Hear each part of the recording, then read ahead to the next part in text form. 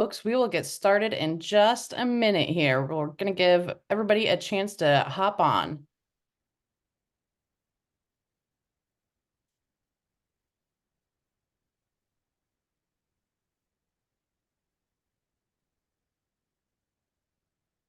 Just a reminder to put your computer on mute.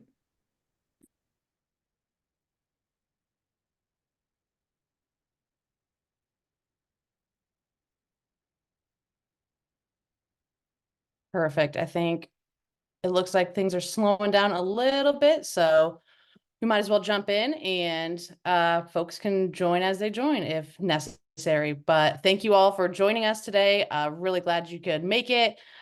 We are going to hand it right over to Jane to kind of go over just a broad overview of the community benefits agreement that has taken place with the Tallgrass Pipeline. And we'll also have some time at the end for any of your questions. So if you do have any questions throughout, feel free to put it in the chat or use the Q&A button.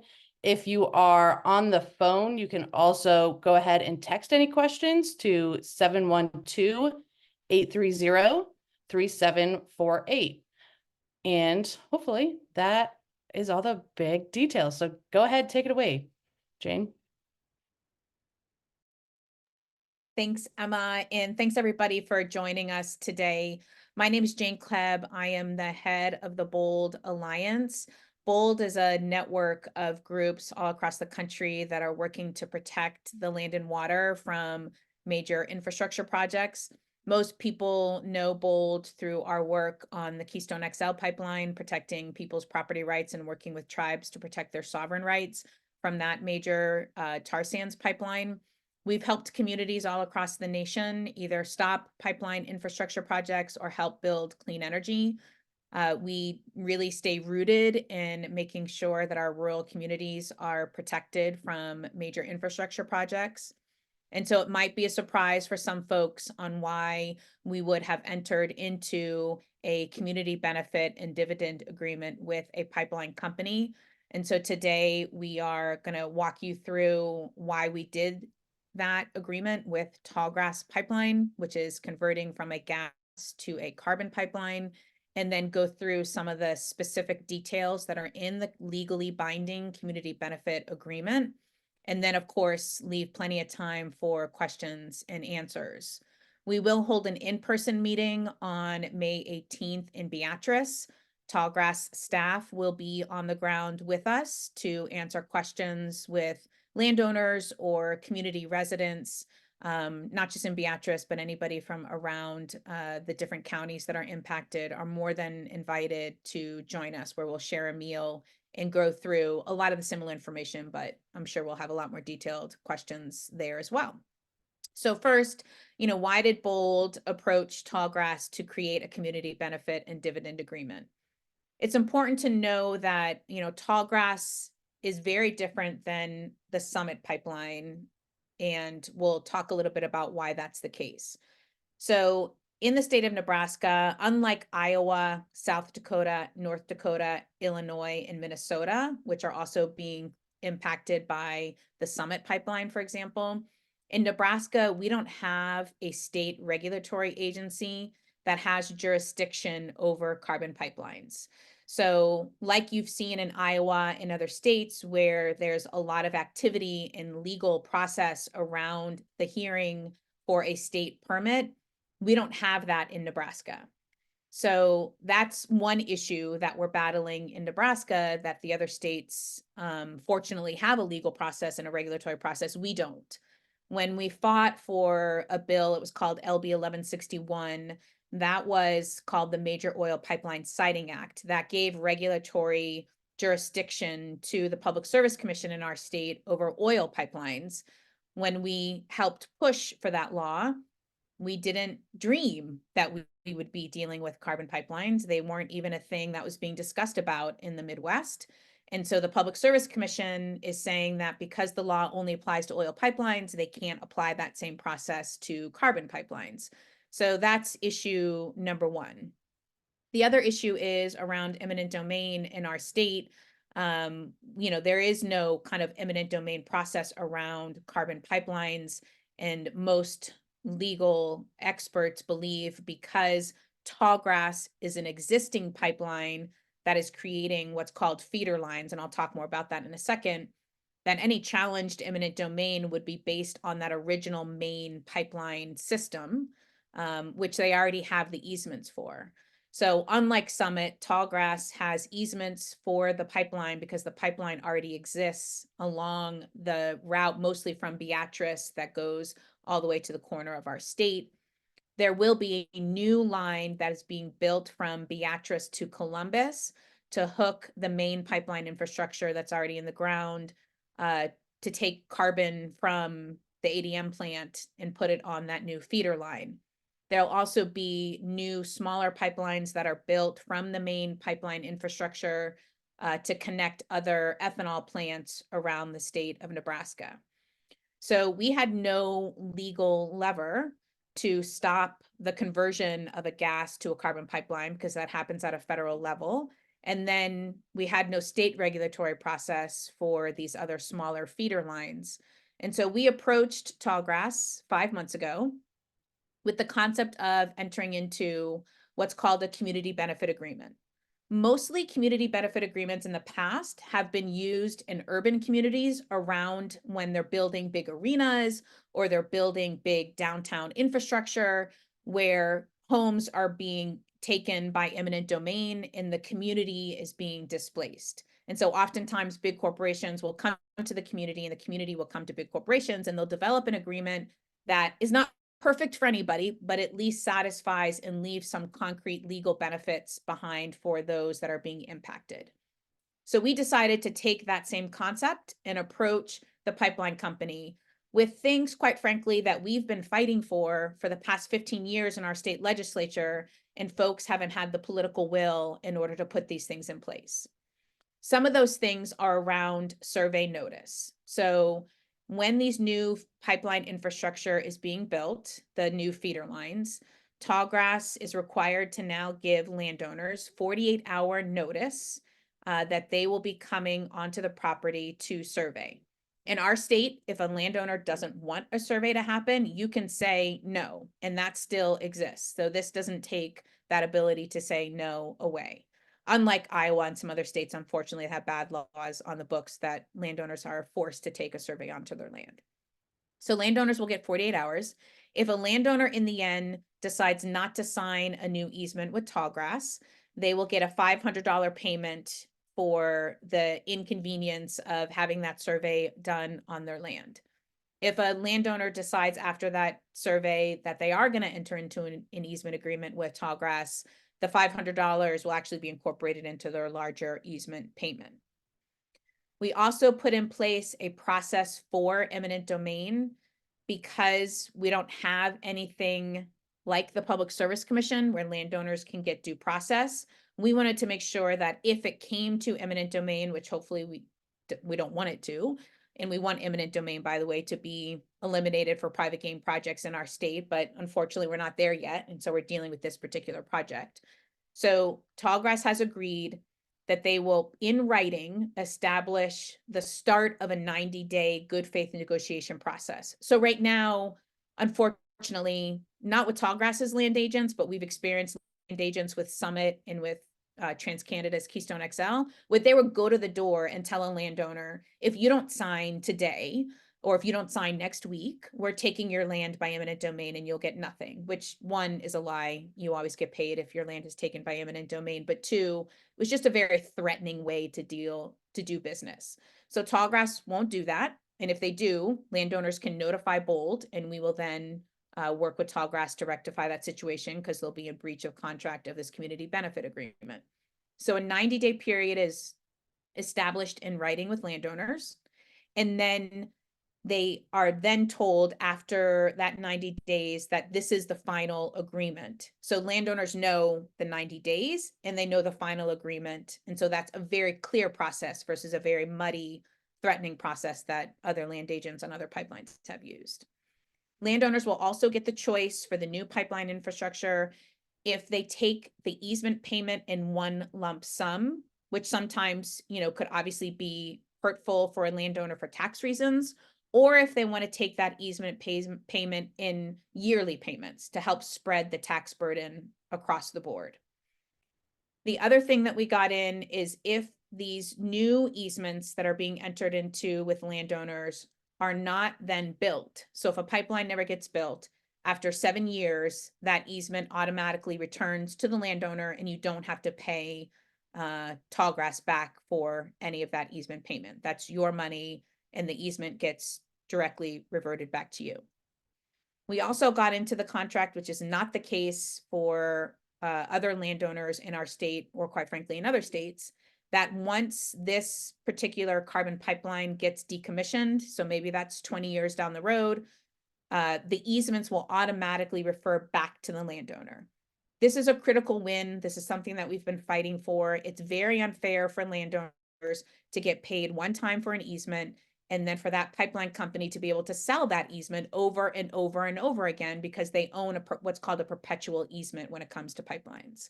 Unlike clean energy that takes 25-year temporary easements and then gives the easements back to the landowners. So that was something we got written into this agreement, that the easements will automatically refer back to the landowner. That won't take a lawsuit like we had to do with Keystone XL.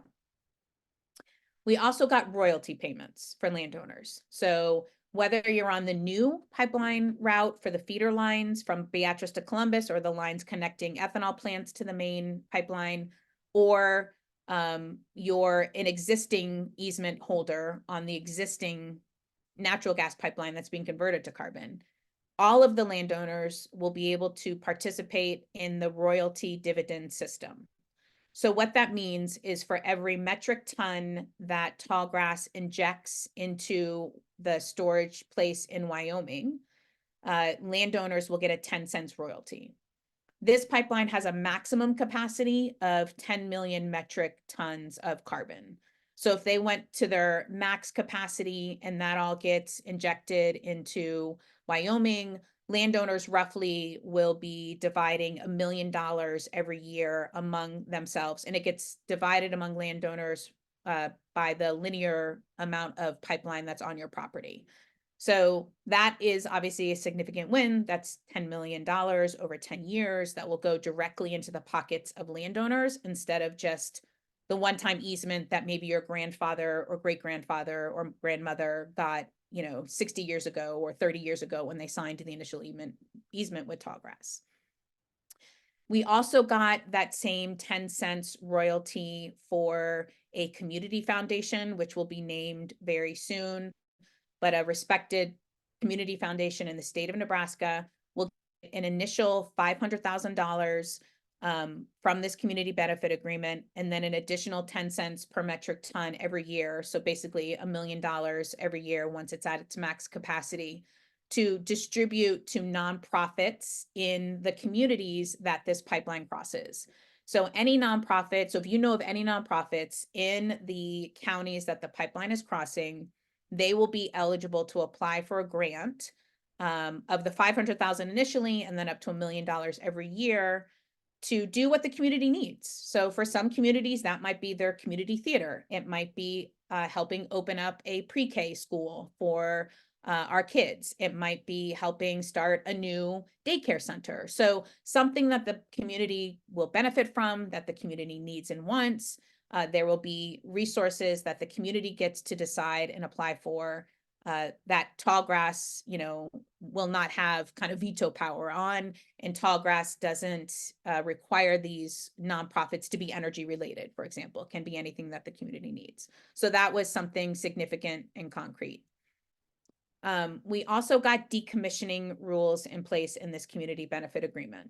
So when the pipeline becomes out of service and that is deemed, the technical word is abandoned, the landowner can decide whether the Tallgrass company pulls up that pipe and restores the land, or whether they abandon the pipeline in place.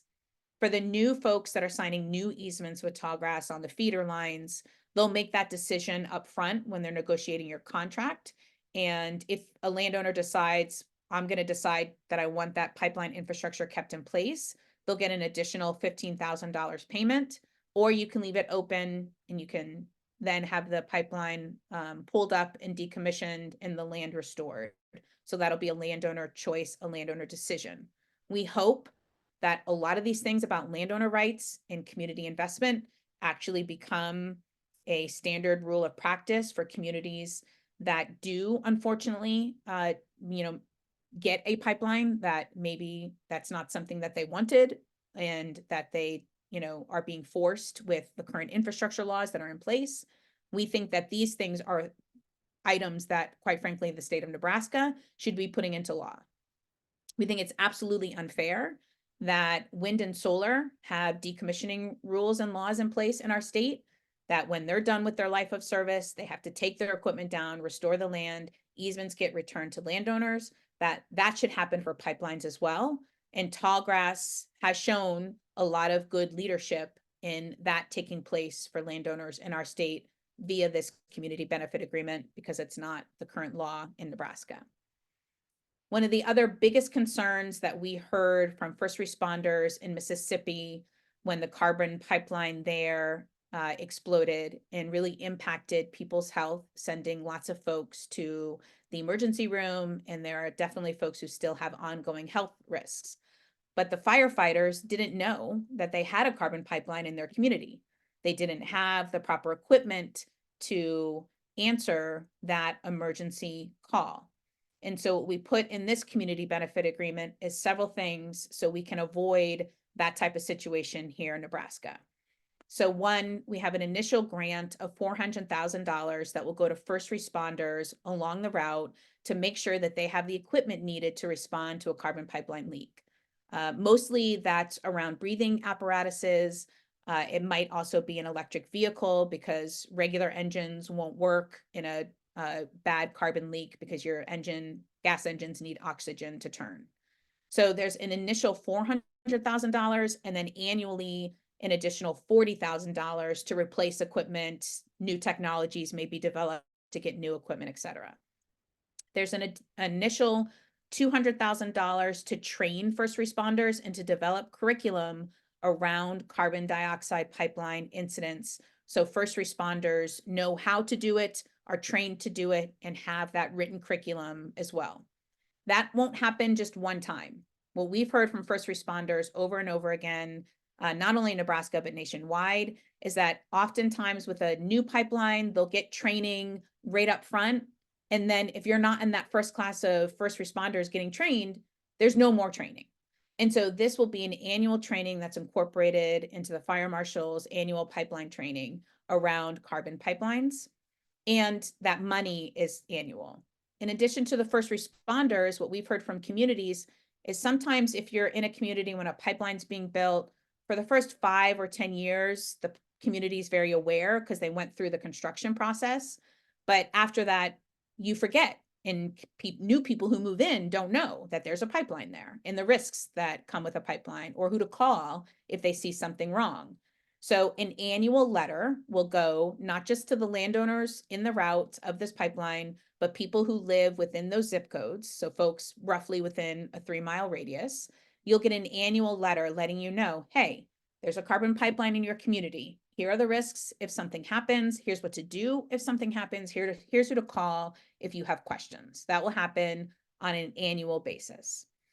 Then there is additional resources in there for the Nebraska Emergency Response Management Agency, who's been dealing with, you might have seen in the news that some of our 911 systems have been going down statewide. And so there's $100,000 to figure out a good system awareness for if a pipeline incident does happen, how is the community being notified? Is it going to be a text message? Is it going to be a siren? What's going to happen? So Tallgrass, the first responders, and the Nebraska Emergency Management Agency are working on what that system is going to be. And there's $100,000 in the agreement to help pay for that system.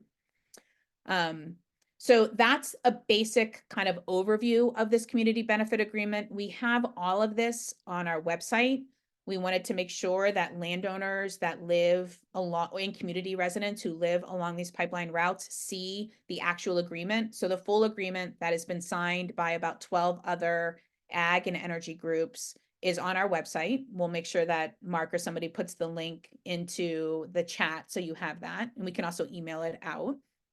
But I'm going to stop presenting here so I can answer any questions, or so we can hear from concerns that you might have, so we can address those as well. We do have a few questions that have come in. First one is about the $400,000 that you just mentioned that's distributed to first responders. Can you just enlighten us? Is that an annual payment, or is it just a one-time fund? Yes. So the initial $400,000 is for new equipment that first responders along the route can access to purchase new equipment.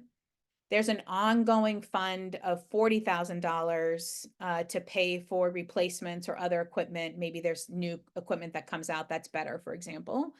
And that's separate from the $200,000 for the training.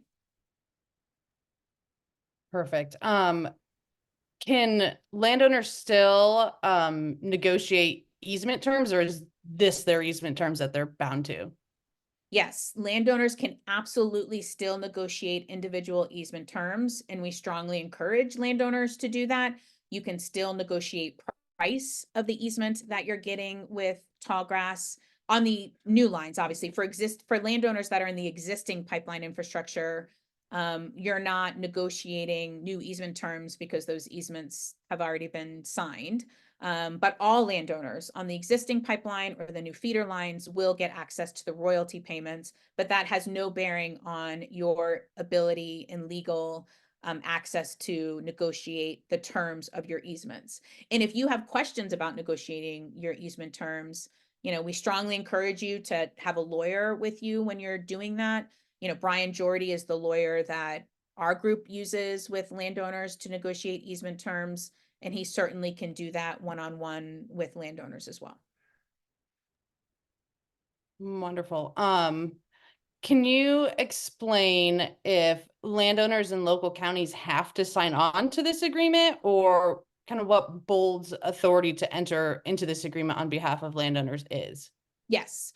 So individual counties and individual landowners do not have to sign on to this agreement. This is now a legally binding agreement for Tallgrass. So BOLD is the organization that will keep them accountable. So when landowners have issues, if landowners, communities, or first responders think that Tallgrass is not abiding by the community benefit agreement, or if BOLD notices that Tallgrass is not abiding by the community benefit agreement, then BOLD gets notified. We go through the negotiations process that's laid out in the agreement to rectify that situation. So there's no kind of, I guess, legal thing that you have to do as a county or a landowner to be able to participate in the decommissioning or the royalty. All of that now applies for folks. And the things that we put into the community benefit agreement are very specific items that we have worked with landowners in Nebraska, as well as all across the country, that we've heard over and over and over again that landowners, counties, and first responders wanted in law, but that we've been unable to successfully convince enough state legislators, unfortunately, to put into law. So we used all of that 15 years of experience to put the items into the community benefit agreement. Next question is if BOLD will come out in favor of local setbacks for any new portions of Carbon Pipeline. Yes, so we have a whole landowner and county leader manual that actually has a sample ordinance with setbacks. So we can also put that into the chat, Mark, if you can do that. So we absolutely 100% support counties doing proper and fair zoning around energy infrastructure, whether that's wind, solar, or pipelines. And we have a very strong sample zoning ordinance that counties can utilize that we've presented to a lot of counties. Maybe not every county has seen it, but we've done lots of presentations to different counties, as well as trying to convince the state legislature to put those things into law. We strongly encourage citizens and county commissioners to put zoning in place around pipelines. Do you know how soon the grants to nonprofits will be available? And if there's any sort of preference for nonprofits that would be, directly impacted, that are, right there along the route, or is it just a free for all? Yeah. So we are working with the Nebraska, with the Community Foundation to be named soon, on that grant process of setting up the infrastructure for that.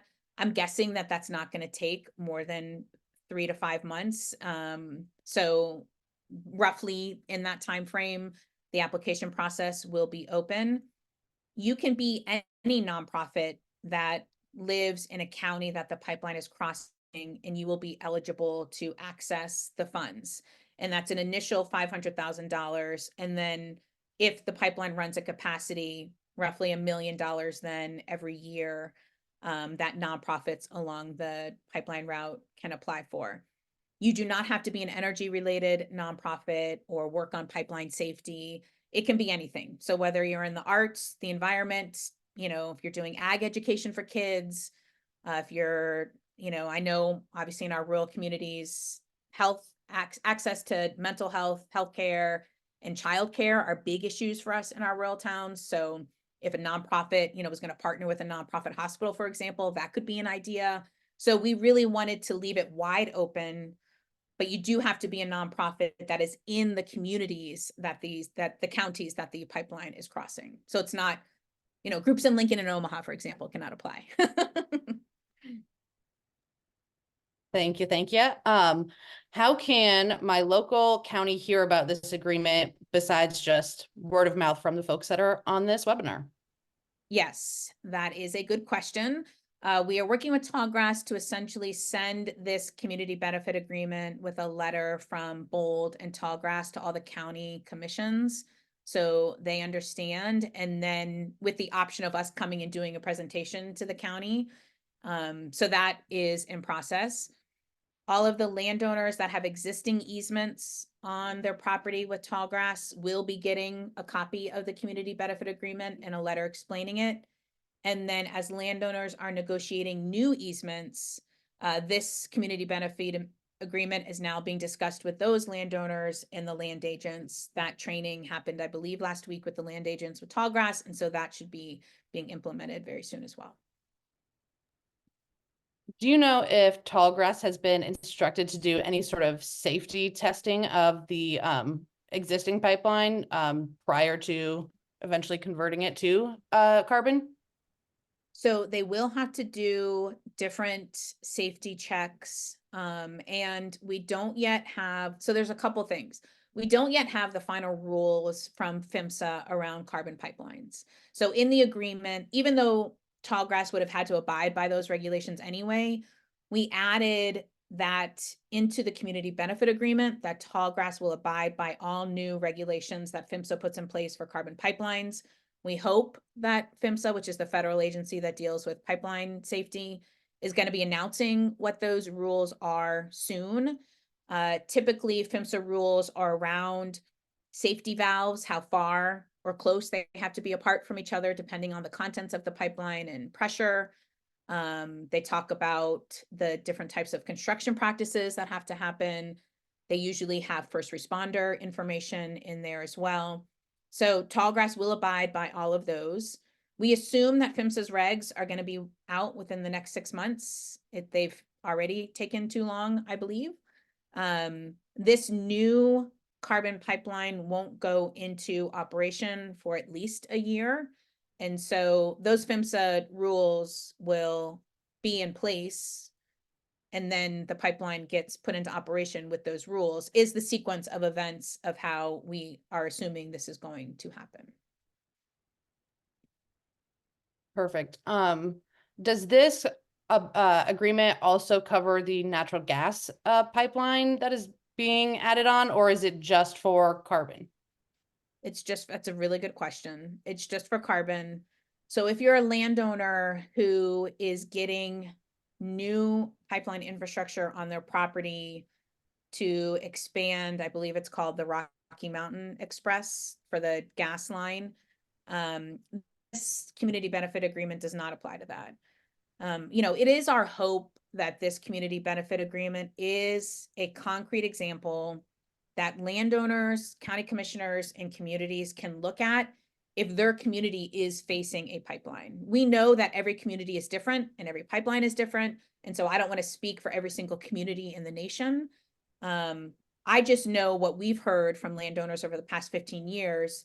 So this is essentially a roadmap for other communities to take and create one for their own communities if they are facing a pipeline that their community is going to have to deal with for the next, 30, 40 years, depending on the type of contents of the pipeline. Can you tell us who has the liability if there were to be a pipeline incident? Who would cover those costs? So Tallgrass is responsible for any incident that happens on their pipeline. That's actually, we added a couple sentences in the community benefit agreement at the suggestion actually of the Farmers Union. And so that is in the community benefit agreement. Tallgrass will argue that that's already part of the law with PHMSA. We wanted that clearly stated in the agreement. What is not true for carbon pipelines, which is true for oil pipelines. There's lots of different laws for gas, for oil, and carbon, and unfortunately, they're not all the same, and they're not all fair. And for some reasons, it makes sense because they're different types of contents, but there are things which I'm going to describe. There's something called the Oil Spill Liability Fund that oil pipelines are required to buy into or pay into. So there is a pot of money that counties or the federal government can immediately access when an incident happens on an oil pipeline, leak, spill, explosion. That does not exist for carbon pipelines. So we have gone to senators that are in the middle of doing federal reauthorization of PHMSA and have encouraged them to amend the oil spill liability fund to include carbon as well. That doesn't mean that the pipeline company is still not on the hook. So for example, when TransCanada had yet another leak in Kansas, the federal government was able to immediately spring into action and start using funds from the Oil Spill Liability Fund to start the cleanup process. TransCanada has to reimburse the federal government and reimburse the Oil Spill Liability Fund for those expenditures. We want that same thing for carbon pipelines. That's not in place. That's not in law. It's something that we'll continue to advocate for at the federal level. But Tallgrass is legally responsible for any damages that are done or any damages that happen because of an explosion on their line or a leak on their line. Kind of related, has this kind of pipeline ever been used before? Has it been tested? What do we really know, I guess? Yeah. So there's basically 5,000 miles of carbon pipelines right now in the United States. Most of that carbon pipeline infrastructure is in the South, in Louisiana and Texas specifically.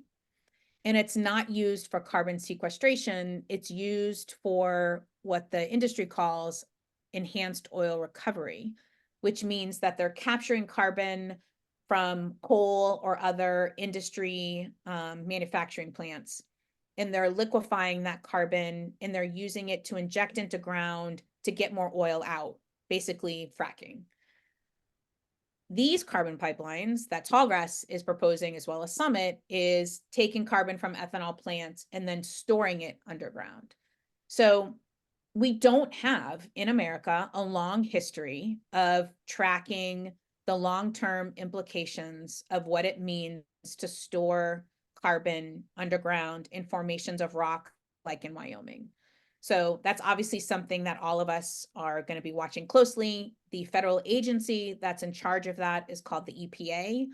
The EPA is the one that has to check off on how much carbon's being injected and verifying that the amount of carbon is being injected before the pipeline company then gets access to tax credits that the government has put up as part of their big kind of carbon management plan that the federal government has done. So the EPA is in charge to make sure that it's actually being stored properly and no health implications are happening. But obviously this is something that not only BOLD, but lots of other groups are going to be watching, because we were told that fracking injection would also be safe. And we obviously saw what happened in Oklahoma, Ohio, Pennsylvania. So this is something that we all have to be very vigilant about. Going back really quick to the letter that is coming from Tallgrass and Bold to the counties about this agreement, do you have any idea on the timing for that? I don't, but I will definitely visit with Tallgrass and see if we can put that up on our website about when kind of community grants can start to be accessed, when letter of to the counties will go. So we'll kind of timeline that out for people so we can do an update. So watch our Pipeline Fighters website. And then if you're on our easement action team email list, we'll put it out on there, but I'll get a timeline for some of these specific things. Can you clarify if this agreement is just for the pipeline that's being converted, or is it for the new carbon that's connecting to the plants as well? So it depends on the different types. It depends on which part of the agreement that we're talking about. So the landowner royalties applies to everybody, whether you have the existing frac to gas pipeline that's being converted or whether you're a landowner on one of the new feeder lines. So all landowners will have access to the royalty payments. And new landowners will have the ability to spread their easement, which is different than the royalty payment, their easement payment over several years. And the new landowners will have the ability to say whether they want to take a $15,000 check up front for decommissioning, or if they want to leave the pipe in place, or if they want to opt for decommissioning of the pipeline to be abandoned and pulled up and land restored. So it depends on where you're at in the kind of, if you're getting a new easement, for obviously the new easement process relates to you, but the royalty payment applies to everybody. All right, I have one last question, unless we don't see any others come in. And that is just if this agreement expires at any point. So right now, this is a 10-year agreement to give Bold and Tallgrass an ability to then come back to the table if we think in 10 years there's additional things that we want to negotiate for, et cetera. So this is an initial 10-year agreement. Perfect. Well, you want to wrap us up, I guess? Well, first, these are all very good questions, and hopefully we had good answers. Tallgrass, again, will be at the meeting on the 18th. So they can talk more. Bold doesn't say that we're a technical expert on all of Tallgrass's technology. I want them to speak on those pieces. And so if you have a lot of more detailed technical questions about the sequestration or about the building of the new lines or which lines they're building, we can answer those questions on May 18th when we're all together. Bold will continue to advocate for landowners and for communities. Our first priority is to make sure that landowners' property rights are respected and protected, and that communities are protected as well. We hope that it's very clear that we are not entering into this type of agreement with Summit. Tallgrass was a different pipeline and a different pipeline company that showed deep respect for landowners and communities and came to the table to negotiate with Bold. Summit has not shown any type of respect to landowners or indigenous communities that are living along the route of their proposed pipeline. We would never enter into an agreement with Summit. So I hope it's clear on kind of the difference of why we did this agreement versus, we're still battling with everything we have, shoulder to shoulder with the communities and groups along the routes of the Summit carbon pipeline. And if you have more questions, you can always come to us at Bold and we'll answer those questions. If you want to have a phone call or a one-on-one coffee meeting, we're happy to do that. And then we hope to see some of you at the May 18th meeting as well. On that note, we did get 2 last minute questions coming in, Yeah. which should be really quick. Do we have a current map of the route? So we only know the new ethanol plants that have been announced publicly because Summit is in negotiation with other ethanol plants. That's something I think that folks can definitely bring up on May 18th. We do have in the agreement that once all of those ethanol plant contracts are signed, that becomes part of the public website on Tallgrass. That was very important to us, that a very clear, detailed map is made public. And then what I didn't say also is about the plume study, which if you're a landowner who's been following Bold, you know, we've been talking a lot about plume studies. When a carbon pipeline explodes or leak, you know, the cloud essentially of carbon dioxide and how it travels is different depending on pressure and wind and topography of the land. But a plume study covers all that a pipeline company does. We will have a meeting with, because we have to wait until see how many ethanol plants are being signed up, so we know the full map of the pipeline infrastructure. Then that plume study will be conducted. The plume that will be then released in a meeting with Bold, any of the community non-binding signers, first responders, and Tallgrass for us to go over that as a community. And then it's our intention to then create some public version of that, so folks understand what that type of risk is if you live around a carbon pipeline. My family has land and air. We're roughly about 1.5 miles away from the carbon pipeline. So, you know, I have obviously a lot of personal stake in making sure that our communities are safe. I will also just say very clearly that my family nor Bold have any financial benefit from this agreement. Bold is not being paid to sign into this agreement, and my family doesn't have a pipeline easement. All right, last one. Are we going to make this webinar available after the fact? Yes, yes, we will have it on the Pipeline Fighters Hub. We want as many people to see it as possible. You know, this is obviously a new process for us. I'm sure that there's going to be things as we go further down the road that we wished we would have already put in. There was already one that somebody brought up to us that we will be talking to tribal nations about around cultural surveys. So please continue to communicate with us. You know, I always say that I'm not a perfect leader. None of us that work at Bold are perfect leaders by any stretch of the imagination, but we work our tails off to make sure that landowners' rights are protected. And we work strong as allies with tribal nations to make sure that when they're protecting their sovereign rights, that we're standing with them as well. So please continue to give us feedback, both positive and negative, on things that we can continue to be better and different about. Great. Thank you. Thank you. Yeah. Thanks everybody for coming on. Those were really good questions. I look forward to seeing you on the 18th.